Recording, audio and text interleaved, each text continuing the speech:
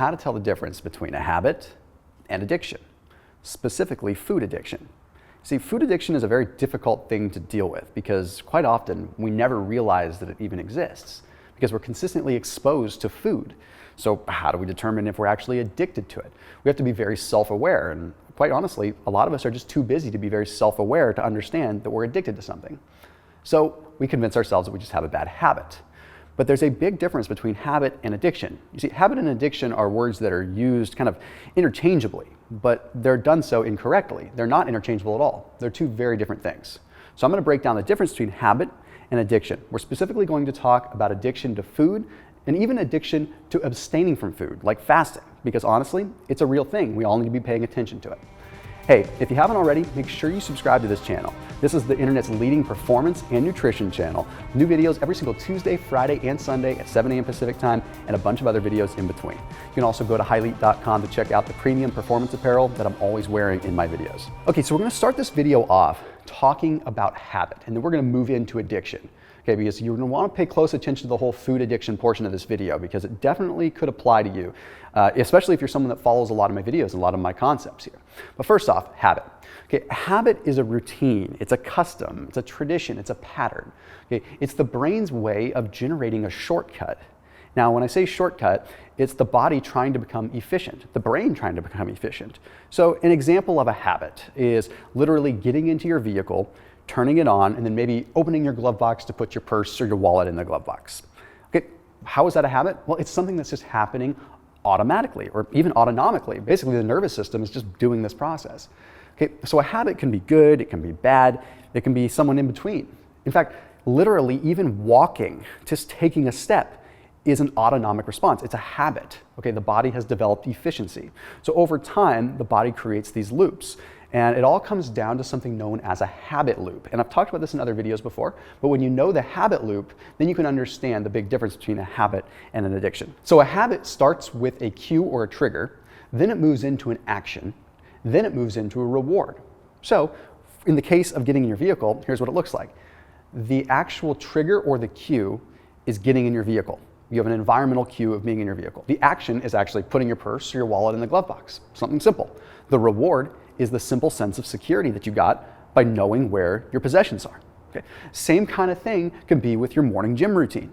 You set your gym bag out in the morning. So you wake up and you see your gym bag. That's your visual cue. Then you take action. You go and you work out. And your reward is more than likely the immediate response of the endorphins. You feel good.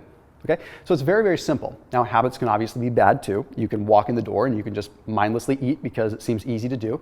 But by and large, you can really train your body to develop good habits pretty easily. Now, one of the things that we do have to look at is that some habits are harder to create simply because that reward is further away. And again, I've talked about this in other videos, but let me give an example. You're trying to start a new routine, and that routine is exercise. Okay? You're not going to see an immediate response from your exercise. You might feel good, but you're not going to see an immediate cosmetic response. So your reward is delayed. So you may have the cue or the trigger that tells you to go to the gym. You may do the action, but the reward is like way removed. It's delayed. So then it makes it really hard to develop a proper habit loop.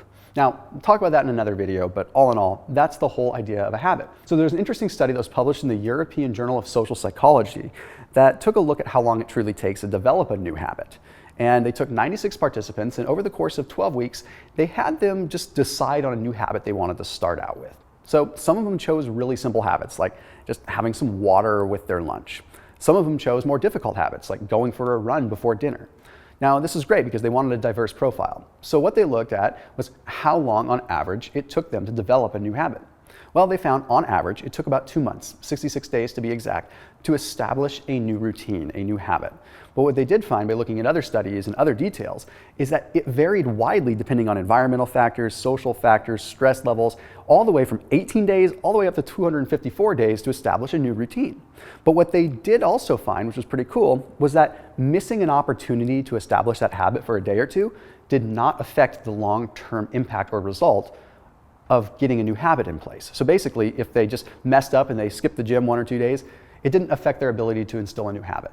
So the long and the short of it with habits is that they're easy to manipulate, okay? They're easy to create, but when does a habit actually become an addiction? Because quite honestly, it can happen that way. So let's talk about addiction for a second. Addictions are chemical. Okay? Addictions are chemical in the sense that it's a neurotransmitter response. It's a dopamine issue. It's serotonin. It's different. It's chemical in the brain. And it's making it so that, to an extent, whether it's recognizable or not to yourself, you're requiring that addiction to function properly. So in the sake of alcohol, it's very easy to recognize this. You drink alcohol at once to start feeling good or to relax, and then next thing you know, alcohol becomes something that you just need to feel normal. You need it to feel normal after a hard day of work. Or in extreme cases, you need it to feel normal in general. You just feel cruddy if you don't have it. Okay, that's what ends up happening. That's the whole idea of course, a physical addiction. You probably know that part already. But when we use the same reference, like drugs or alcohol, those are external stimuli that we can live without. Now, it may be difficult if you have an addiction, but my point is that you don't need it to ultimately survive in terms of your physiology. With food addiction, things get really tough, and that's where I said the lines get really blurred. Because alcohol, we can remove it from the equation, and you can start establishing new habits and fight addictions. With food, we consistently have it in front of us. So we never really know when it's an addiction or when it's just eating or being healthy. We can't just get rid of food. We need food, we'd die. So what do? How do we combat this addiction? See, because we're constantly trying to get a dopamine response from food. We're filling an emotional void. And when we fill that emotional void, even with a habit, is when it becomes a true addiction. Now, I have to be honest, when you look at fasting, when you look at any kind of dieting, that can become an addiction too. Now, a lot of people wonder why I talk about intermittent fasting and why I'm not a big fan of doing it every single day. Well, quite truthfully, if you get down to an emotional level, I think it can be dangerous to fast every day because you can establish a habit that ends up becoming an addiction. An addiction that ends up being where you're addicted to just not eating a whole lot of food, where you're going to extreme cases. You know, sometimes people will fast and they'll only eat 400 or 500 calories on a day they fast, and then they start doing that every day. Next thing they know, they're only consuming a couple thousand calories over the course of a week, and they developed ultimately an eating disorder or an addiction to the opposite of food. So we can look at it in the same lens. It's the same kind of thing. The same people that would be addicted to eating could be addicted to not eating. And honestly, as someone that used to weigh 280 pounds and suffers with an addictive personality to begin with, I'm very careful with how often I fast. And maybe I deflect that off to my viewers sometimes and try to make sure that they don't fall into the same traps that I've fallen into. But the reality is addiction is a real thing with that. What's interesting is that we have a downregulation of dopamine. Okay, what that means is dopamine is our reward system. It's our pleasure center.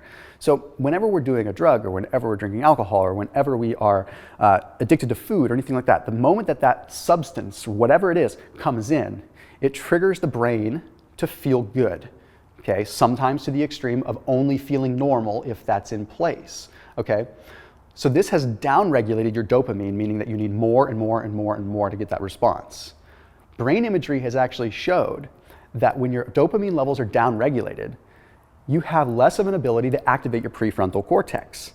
The prefrontal cortex is what allows you to make smart, sharp decisions. So when you deactivate the prefrontal cortex, or at least limit blood flow there, then you're making it even harder to make a strong conscious decision to do the right thing. You're purely running on habit or instinct at that point. And when food addiction becomes instinct, it becomes dangerous because you're trapped and you absolutely can't avoid it. So to answer the ultimate question that I posed here is, when does a habit become an addiction? A habit becomes an addiction when the body starts to think that that habit is a good thing, or the brain is convinced that that habit is a good thing. So by intermittent fasting too much, or by eating too much of a healthy diet consistently, you can start to brainwash yourself into thinking that you're doing a good thing by abstaining from so many calories. So next thing you know, your brain thinks that's a good thing and sending a positive reward even through an action. This is where you have to be careful. And this is exactly where I found that you have to have an interrupter. Okay, what I consider an interrupter is something where as soon as you recognize any of these habit traits or these addictive traits coming in, you have an interrupter. And this interrupter should never be the same. Okay, the interrupter might be picking up the phone and calling someone that you know and having a conversation. And what that's going to do is it's going to simply disrupt that pattern for a minute. It's going to give you a different dopamine high. Okay, one of the things that I've done that's very simple, and I've talked about this again in other videos, is counting to 3. Literally, that can be an interrupter. Stop, 1, 2, 3. Those interrupters disrupt that circuit for just a second so that habit loop doesn't start becoming an addiction. And those little interruptions done once or twice a day make a huge, huge difference, even if it just pauses you for a second. Now, the last thing I want to end with here is if you're biologically prone to addiction more than others. Well, the thing is, yes, They found in studies that the children of parents that have suffered from any kind of addiction are 8 times more likely to develop an addiction of their own. Has nothing to do with the particular substance. So mom and dad could have had an addiction to alcohol, son and daughter could have an addiction to food, or they could have an addiction to fasting. They could have an addiction to anti-alcohol. They could go the other route. The fact is, it's just the neurochemistry that could very well be genetic. But by and large, the master overall common denominator is the dopamine issues, being more dopamine sensitive, and that means that you're more prone to get addicted to food. You have less likelihood of actually finding natural stimulus and truly feeling good. So at the end of the day, you need to be honest with yourself about habits versus addiction. Recognize when something is functioning. And I'm saying this video to be honest, so that you can recognize if you're going down a route that isn't good, whether it's a healthy route or an unhealthy route. But also just wanted to clear up habit versus addiction. So as always, make sure you comment below with any ideas for future videos, especially surrounding the world of food addiction and how to overcome it. Because honestly, it's something that I've dealt with. It's something that many of you have dealt with. As always, keep it locked in here on my channel. I'll see you in the next video.